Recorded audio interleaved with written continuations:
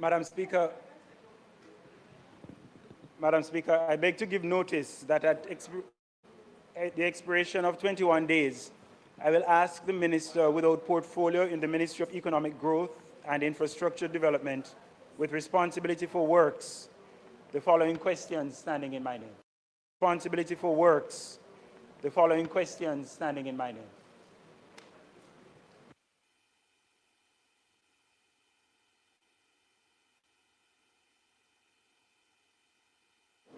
House Leader. Madam Speaker, I now ask for the recommittal of statement by ministers.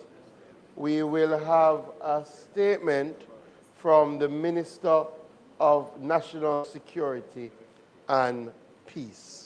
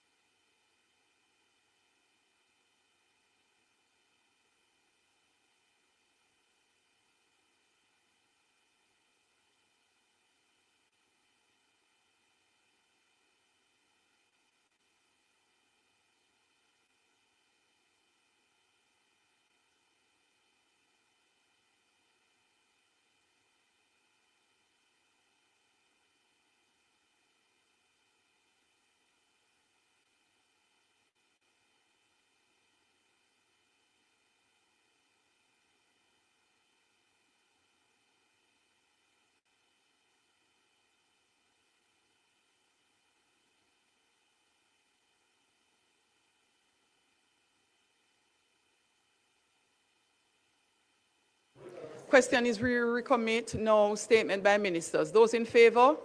Those against? The ayes have it. Statement by ministers. Minister of National Security. Thank you very much, Madam Speaker. I rise to provide some clarity on the memorandum of understanding between the Government of Jamaica and the Government of the United States of America concerning the potential transfer of third country nationals to Jamaica, through Jamaica.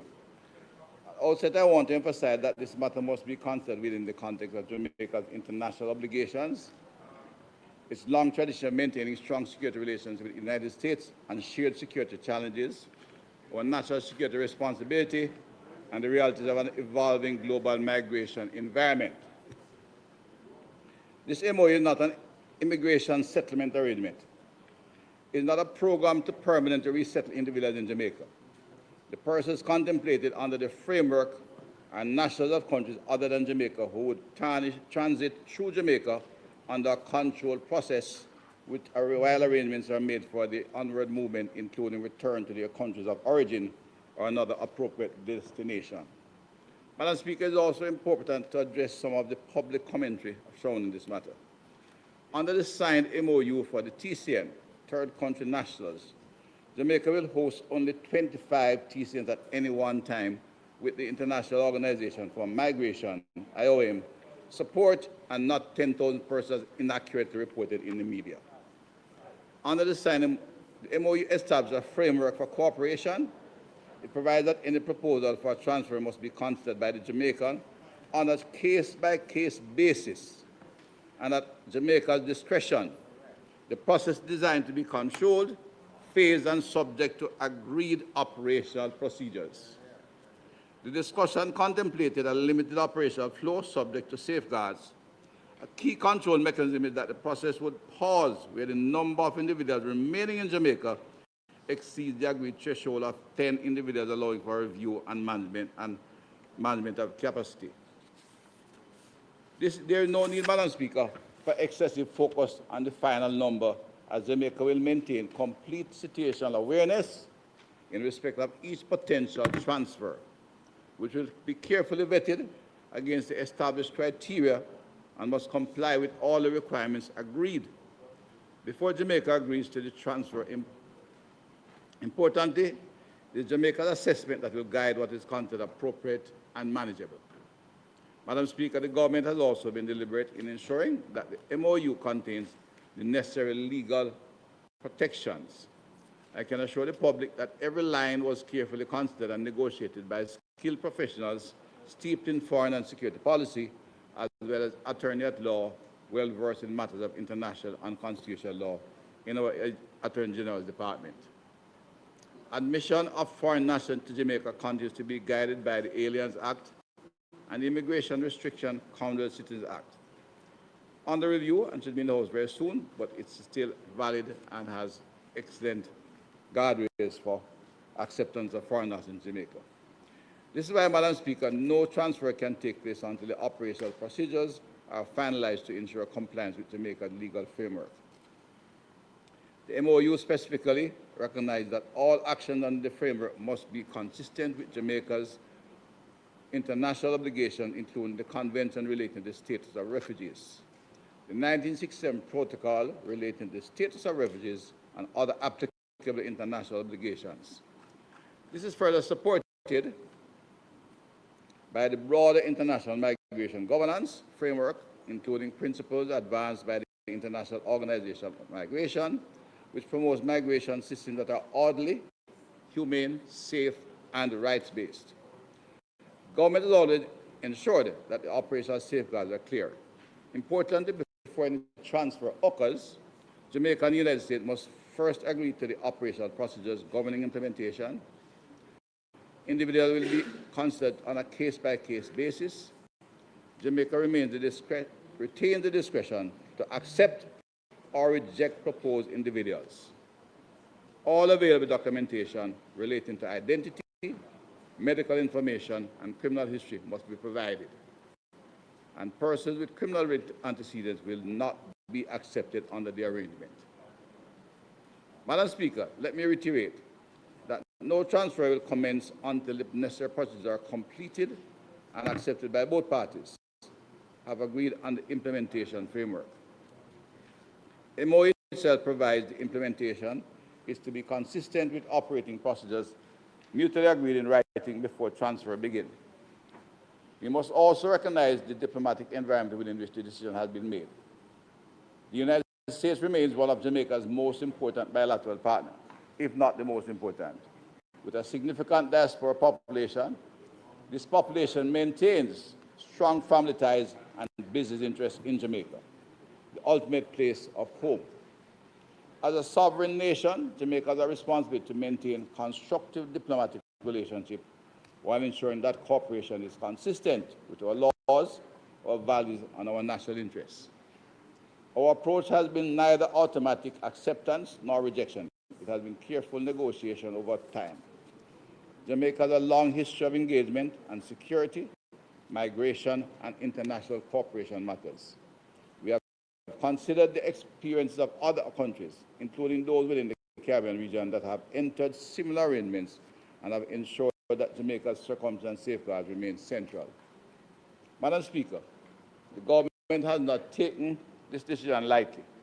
We have a responsibility to protect Jamaica's security, uphold our international commitments, maintain our diplomatic partnerships, and to ensure that any cooperation undertaken is structured, lawful, and in the best interests of the Jamaican people. That has been the guiding principle throughout the process, and it will continue to guide the implementation of this particular program. Thank you, Madam Speaker.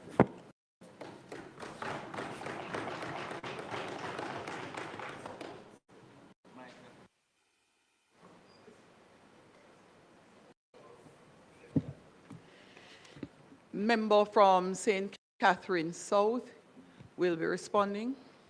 Thank you, Madam Speaker. Madam Speaker, the statement this afternoon by the Minister is here in the wake of a newspaper article yesterday. Neither the opposition nor the public at large in Jamaica had any idea that the government of our country was contemplating committing Jamaica to what is being provided for in this document. That, I must say at the outset, Madam Speaker, is unacceptable.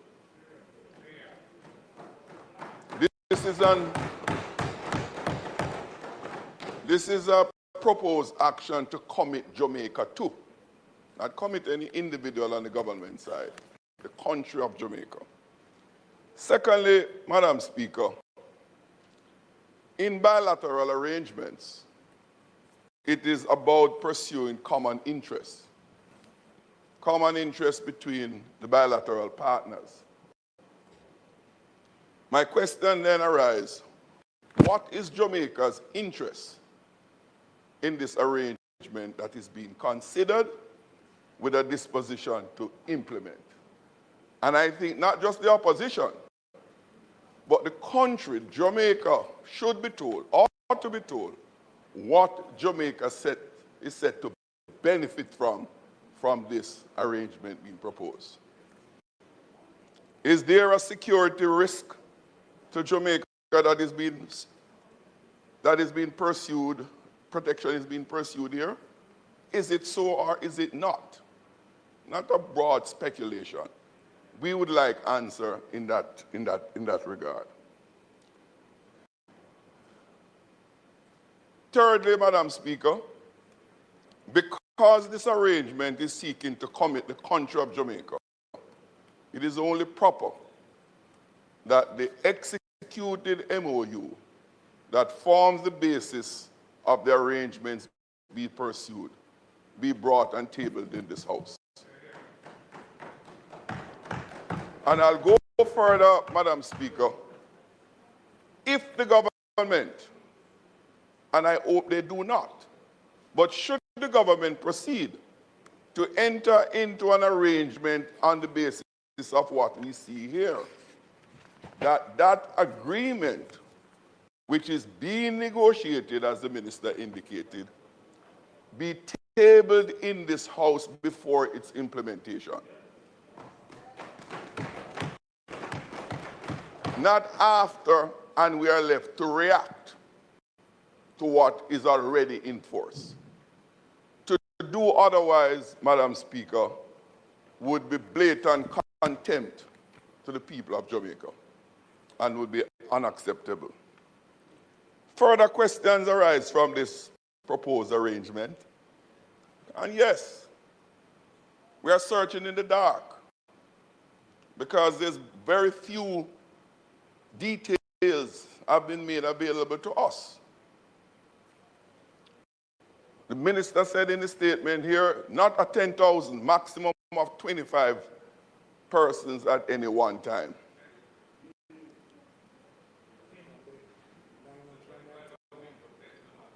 Well, there can be multiples of 25 and go to an infinite sum.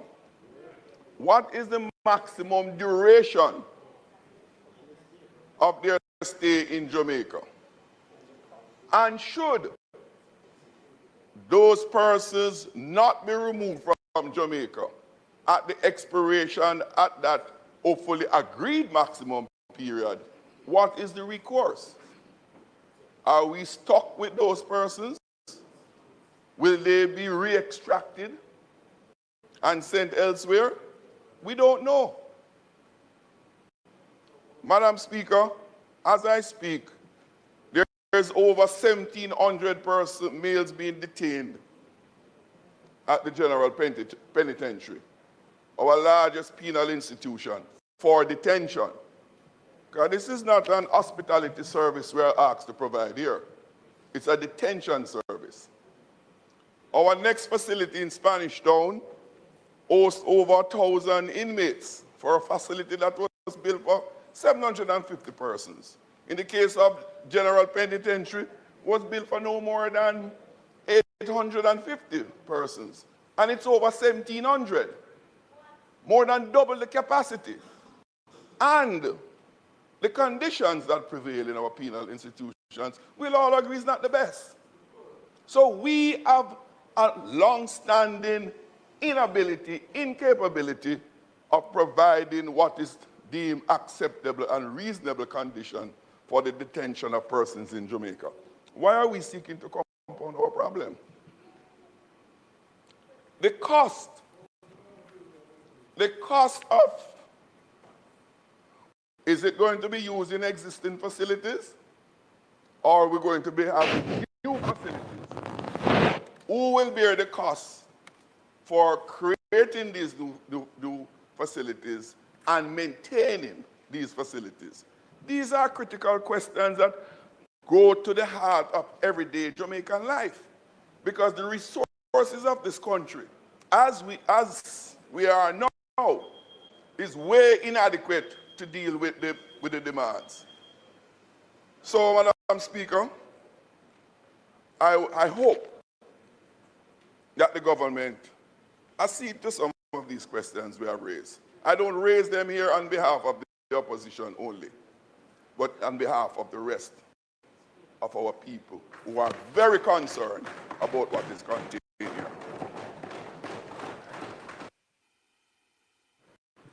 Thank you. Opposition Leader, you said you had more questions? That was a statement by the spokesperson. I have some questions, is what I believe I'm allowed to ask. Minister, first of all, has the Memorandum of Understanding been signed by the two state parties? And if so, what is its date? That's the first question. Secondly, if persons are received by Jamaica under this arrangement, will those persons be held in detention, or will they be free to go wherever they want to go in Jamaica? Thirdly, if they are to be held under some form of restriction or detention, what would be the legal basis for imposing any restriction or detention on them, given that they have come here not having committed any offense under our laws? Also, fourthly, there's a discrepancy in your statement, because it says that under the signed MOU, Jamaica will host only 25 third country nationals at any time. But it goes on to say there's a controlling mechanism, which you say is important, which says that there's no obligation to take any more once you have 10 here. How do you reconcile those two? I'm sure you have an answer, but I'd like to hear what the answer is.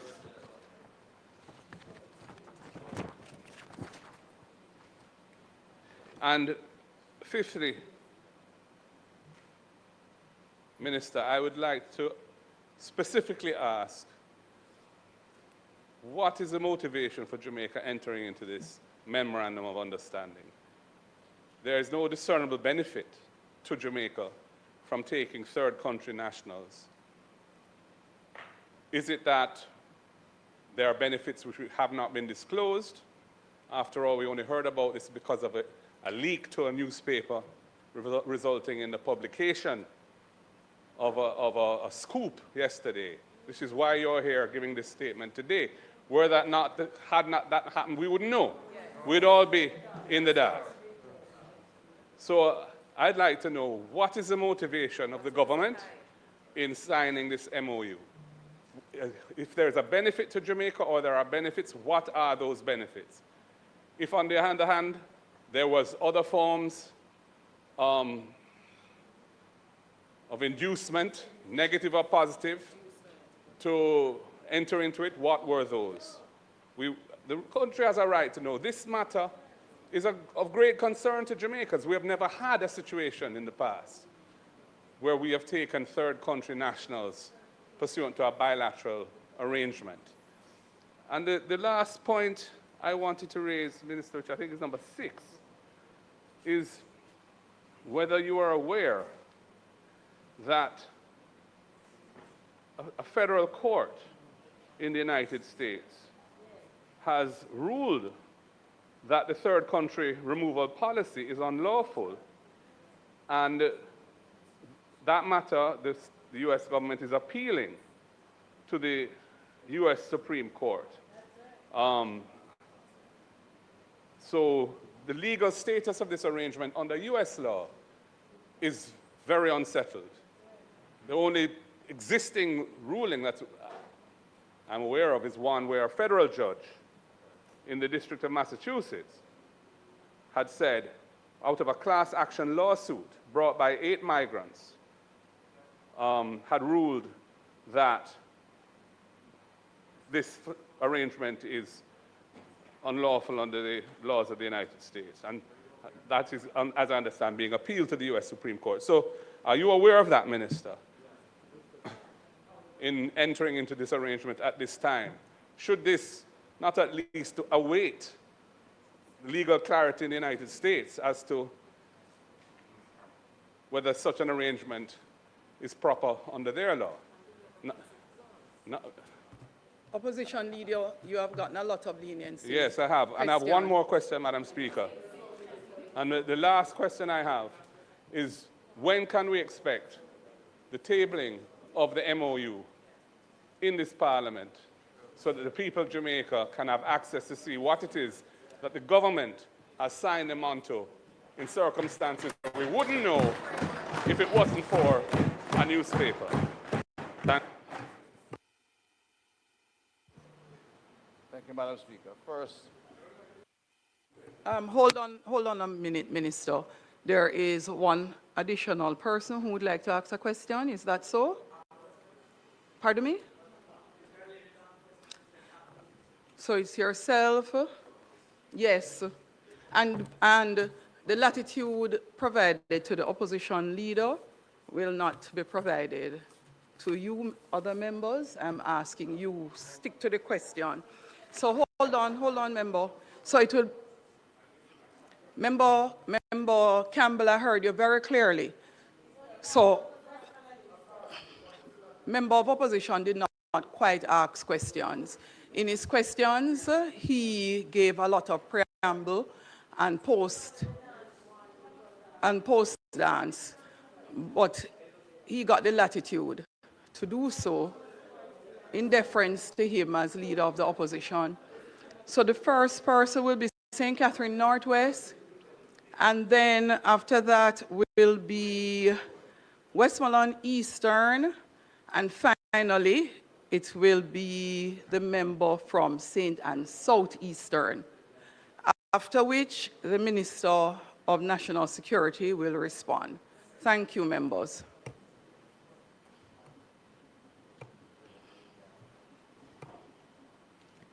Thank you, Madam Speaker. You turned off your mic, member from St. Catherine Northwest, which is why you are at the back of the queue. But you go ahead first. Oh, thank you, Madam Speaker. Making reference to the report, it indicated that the agreed threshold of 10 individuals allowing for review of management is the maximum to remain in Jamaica. The question is, how long could that 10 remain in Jamaica at maximum? First thing, let me reiterate. You are not permitted to ask questions asked already. That question was previously asked in terms of the length of time. That's not so. You need to listen when the members ask questions. Your member, yes, he asked about the length of time. And he's a spokesperson. Chairman, so I'm asking you to listen to each other. So, yes, so remember, you're not allowed to reiterate questions or statements made by other members. The limit and the duration was in the previous question. Okay. Thank you, member. Right. Also, as it relates to the concern about not in my backyard, is there an indication of where these people will be held? That question was also asked by the leader of the... That is two strikes, member. Yeah, well, there's no standing order on strikes. So no, there is. Would you like me to read the standing order for your member? Would you like me to read the standing order for you? No, I don't. Please do not allow us to go there. So don't worry. Madam Speaker, third question. Yeah, all the time. Tell lie for me all the time. The number indicated at 25, is that a hard for the MOU or is that a for no number? Yes, well, answer that one as well. So, yeah, Madam Speaker, is that a hard number for the duration of the MOU or is that a for no for today number? So member, I'm using you for the teaching this week. Yes. You are not to ask the same question twice. No. Our hearing is excellent. I was So being unless disturbed by unless the goat man minister over here. asked, I heard your question Okay. clearly and you weren't Thank interrupted you. because it was a new question. All right, thank you, Madam Speaker. Final question. If there is information that creates security concerns for Jamaica, is there a return clause for these individuals if they are present? You don't listen to nobody. You sit down, answer. Thank you. Thank you, member. Thank you.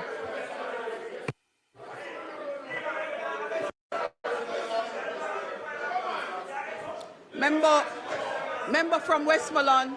Member from Westmoreland. Member from Westmoreland Eastern, your turn if you have your questions. Here, I see you. Thank you, Madam Speaker. And I rise with my standing orders. And I rise with my standing orders looking at standing order 11A, statement by ministers, and there are 3 subsections on that. This part of the question and answer session is not restanding orders, and if you would like to continue, I will now move to the next member who is required to ask questions. No, I don't know. Member from St. Anne Eastern, go ahead with your questions. Member from St. Anne Eastern. Member from St. Anne Eastern. Member from St. Anne Eastern, you are being allowed to ask your questions.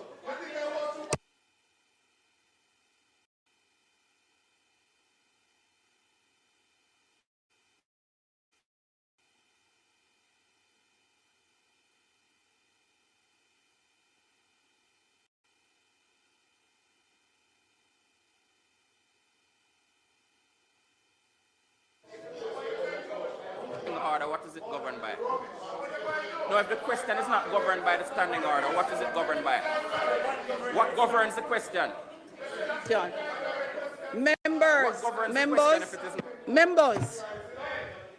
Members, you are required to go straight to your question. No, he doesn't need to read it for me, or for the House, or anyone else.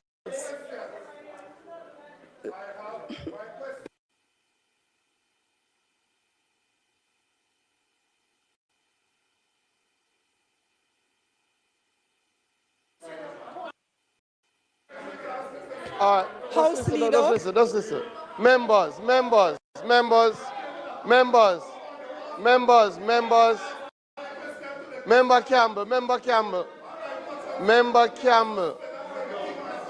Campbell.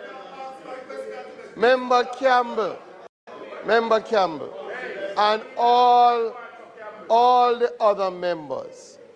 The Speaker has simply said, when you rise, go into your questions. You don't know, there is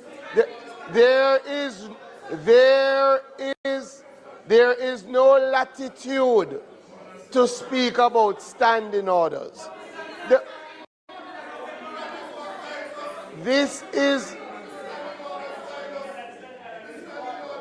members, we are in the section for questions and answers. Can the members just listen? We're in this section, Speaker. We're in the section of questions and answers to questions. The statement has already been given.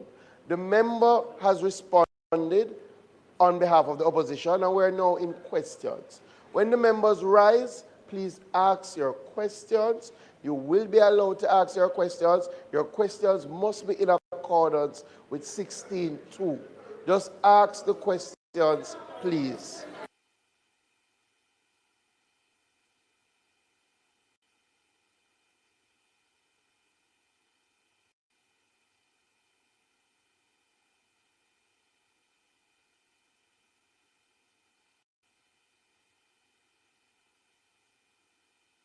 Member from Westmoreland Eastern. The House Leader has already given you some guidance. I have the standing orders right in front of me because, as Speaker, I am required to execute the management of this Honourable House in keeping with the standing orders. You do not need to read the standing orders because it is not included in questions and answers to questions. At this stage, you are only allowed to ask questions of the Minister who gave the statement in respect of the statement actually given, and there was no statement given on standing orders. No, you do not need to read Standing Order 11 or subsection that is quoted at 17 subsection 2 because I have the standing orders here. No, Member Campbell, if you believe that you manage the House and you do not follow the instructions given, I will move to the next member. Member, this is it. This is it.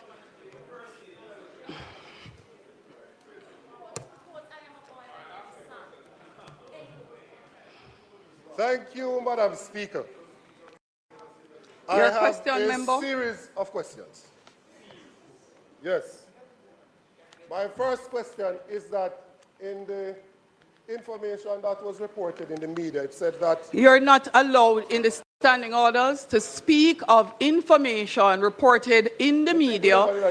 You are required to ask the Minister questions from the statement he gave. Minister, did a member of the government approach the United States of America to enter into this agreement? Was it initiated by a member of the government? That's question number one. Question number two, on what basis is the government of Jamaica willing to send back Cuban doctors but admit? Member, your mic is off. So this statement was not in respect of anything other than the statement made by the Minister of National Security. Member, no, so incorporated in your question, member, should not be anything other than the statement by a minister given.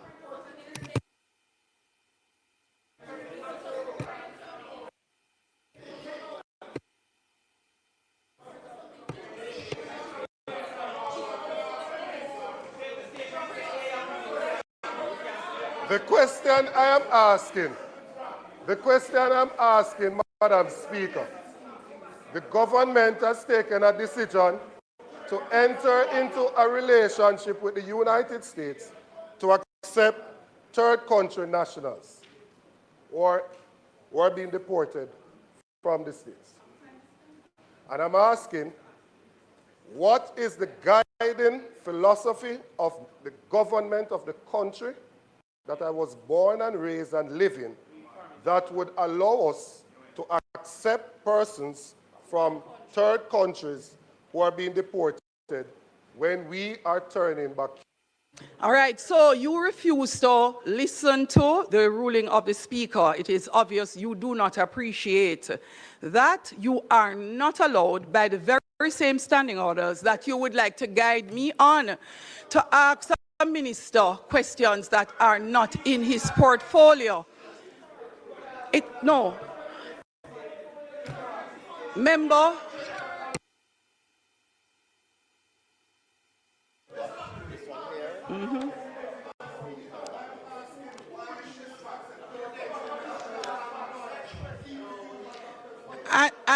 And Member Campbell, member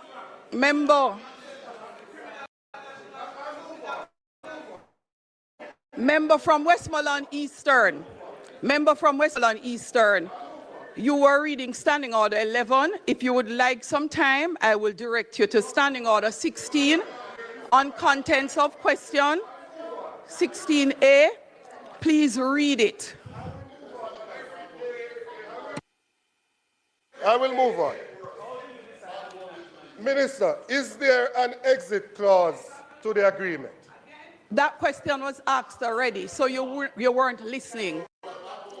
That question was asked 2 times already. Next question. Is there any penalty if Jamaica exits the agreement? Is there a supporting framework for the agreement?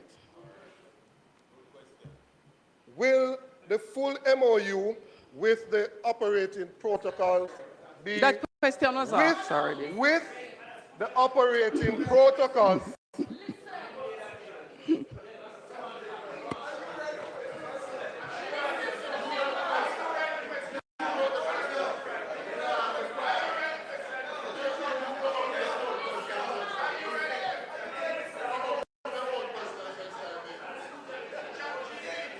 Madam Speaker, you laugh when they are disrupting the House.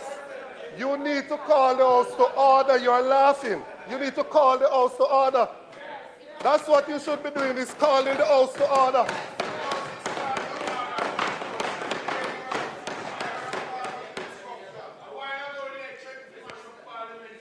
If me can ask my question, then in here, you will see. What happens, Minister, what happens if Jamaica rejects a set of transfers? What happens if Jamaica rejects a set of transfers? Can the U.S. override or challenge Jamaica's refusal to accept a set of transfers? Under what provision of Jamaican law will these persons be admitted? And the next question, has the government obtained any advice on the Constitution as to whether or not these individuals will be afforded any rights for the time that they are in Jamaica?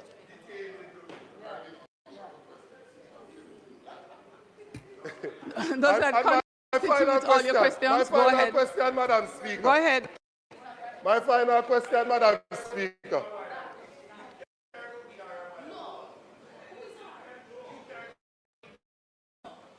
My final question, Madam Speaker, is on what basis did we think it prudent to accept detainees from a third country when we refused to accept? You, Member Campbell, think it is appropriate to disregard the instructions you have been given? The question was properly asked by the Leader of Opposition, so I'm sure the Minister will disregard your last question, as Will Hansard. Please allow the member.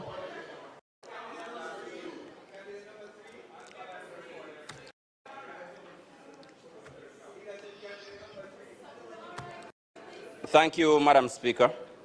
Minister, what is the housing arrangement for the persons transiting? That, right, but nuanced. Fitz spoke about the prisons. No, let's not go into nuances. So that is one. The second, I have another question. So please ask questions that were not asked before. No, I want to follow up on it. And oftentimes, as the standing order provides, we're not given the opportunity to follow up on the questions. So the Minister, is there any private involvement in the arrangement? Meaning, will any element of the housing or the accommodation, the local logistics be private as a part of the MOU? And the final question, 4 paragraphs from the end, Minister, looks almost like we were coerced into an agreement. And so I just need clarity on it. It says the U.S. remains one of our, it speaks about our diaspora population and the fact that they maintain relationships back home, etc. So I want to know whether that was a part of the forced consideration or whether there was any force in terms of the consideration. Even though we had cut off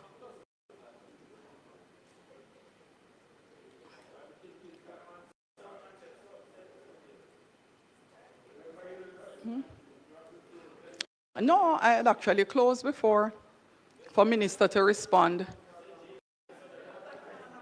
Yes, it can. The questions at the time, I checked on everyone and I closed and went to Minister. No. Minister. Minister.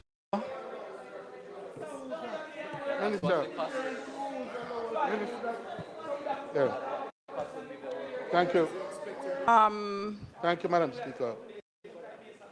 Madam Speaker, just two questions to the Minister. Member from St. Andrew West, you on your mic. However, I had closed with the Minister to respond. You're the last person. Two questions. Thank you. Thank you, Yes, Madam. I did. Thank you. Please. Thank you, Go Madam. ahead. Thank you, Madam Speaker. The 1951 Convention on the Status of Refugees and its protocols are referenced in this document. Is Jamaica, apart from being a party, do we have legislation in Jamaica to guide the implementation of this protocol? And if the answer is yes, then on what basis would we discriminate against persons from Haiti applying for refugee status?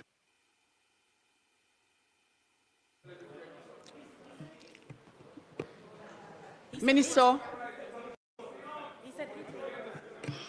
Minister.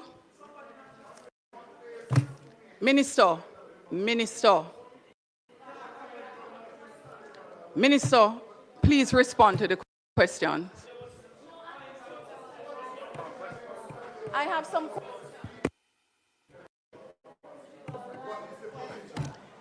Minister, please answer the questions. Relax, man. Minister, please answer the questions asked.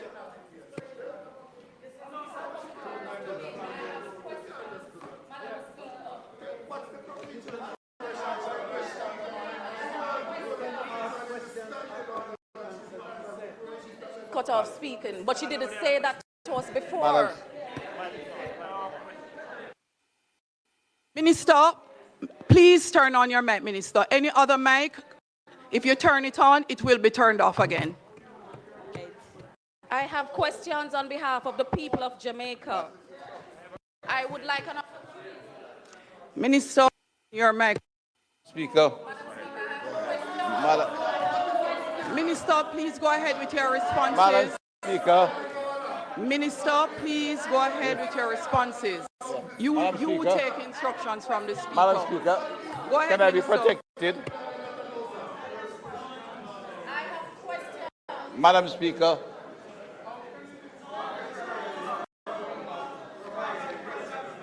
Madam Speaker. The Speaker has given me the floor. The individuals are not detainees, Madam.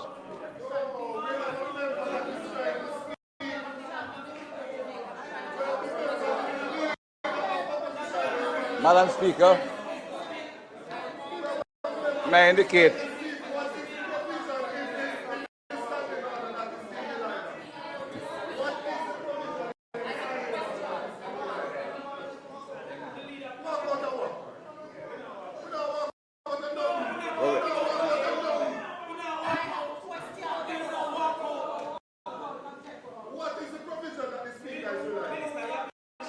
she is the chairman of this. She on the order.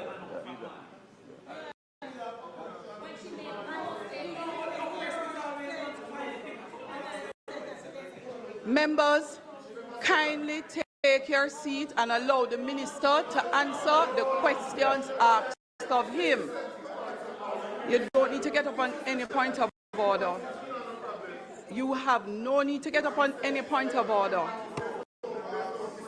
So, you are directed to answer the questions asked so far.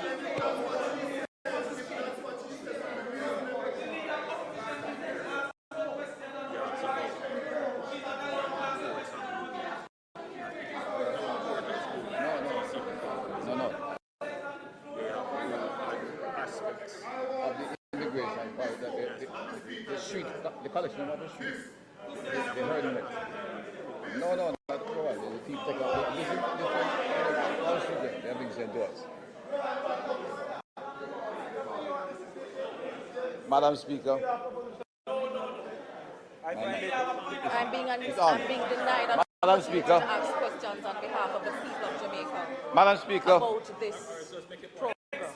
On behalf of the opposition to the leader of opposition business.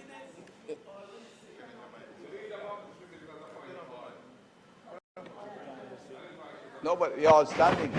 Anyways, Madam Speaker. Proceed.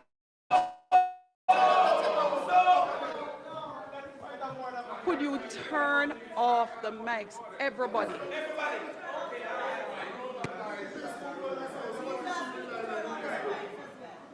No, I didn't. Madam Member Michael, is that your mic or somebody beside you? Turn it off, please. Madam Speaker.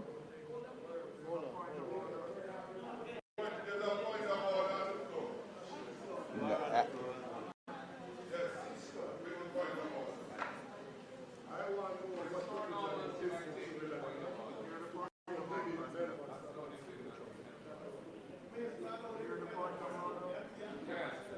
I did not hear. The lead, I take instruction on the speaker. Eh? No. The point of order. Point of order. Thank you, Madam Speaker. Minister, please turn your mic off. Thank you, Minister. Madam Speaker, this is a matter of grave national importance. And I know that you would like for the people of Jamaica to get the answers that they deserve. What is the House rule absolutely that you're nothing speaking in the to? standing orders which would prevent our members from asking the relevant questions on this matter.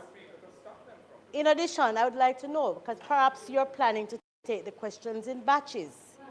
Perhaps it is that you're going to allow the minister to answer the questions already asked, and then you plan to reopen questions for additional answers. Is that the case, Madam Speaker? If so, we'll await his response and then allow for others to ask questions. It is a wonder that wasn't contemplated by the members who rudely stood up and decided to protest. House Leader. House Leader. House Leader. So members. But does she answer? She answered.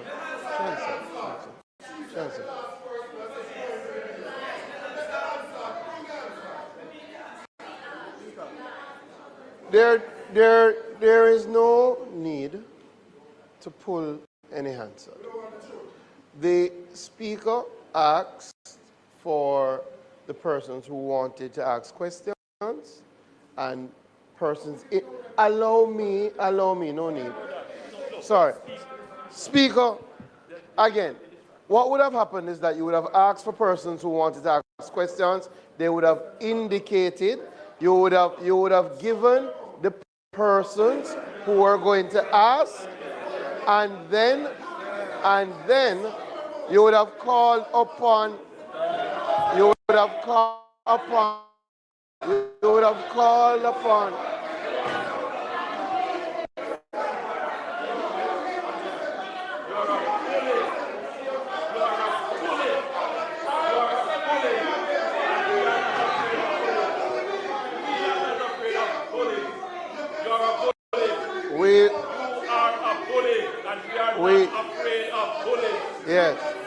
So, are a bully, and we are not afraid of bullies.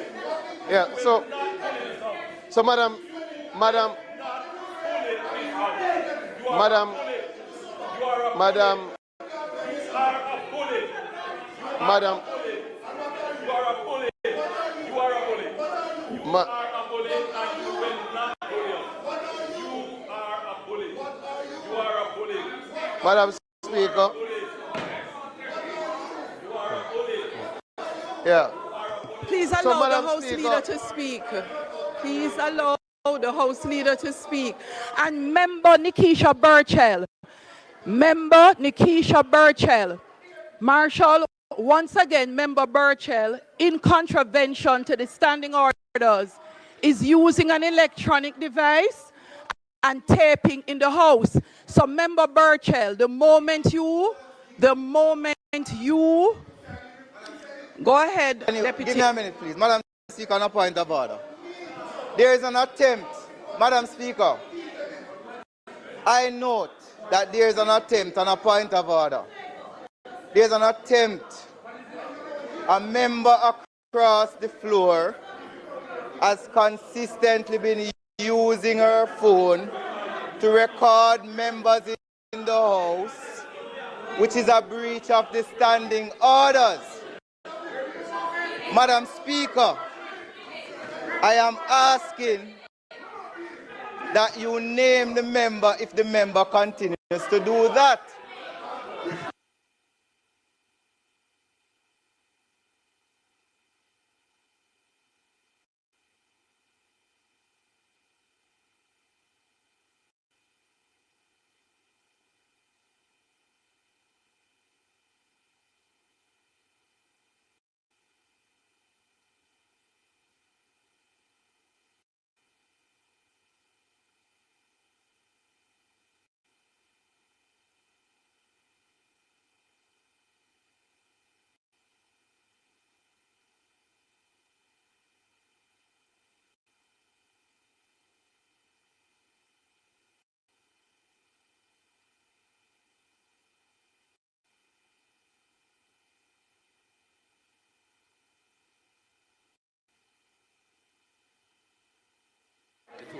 The person who is in the gallery, that phone light, again, no one, including members in the gallery, are allowed to videotape or take pictures in the sitting.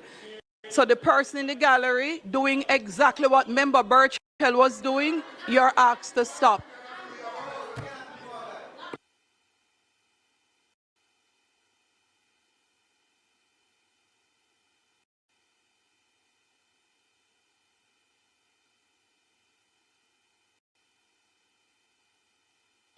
I am going to suspend the sitting for 5 minutes. Members, sitting is suspended. We return at 5:43.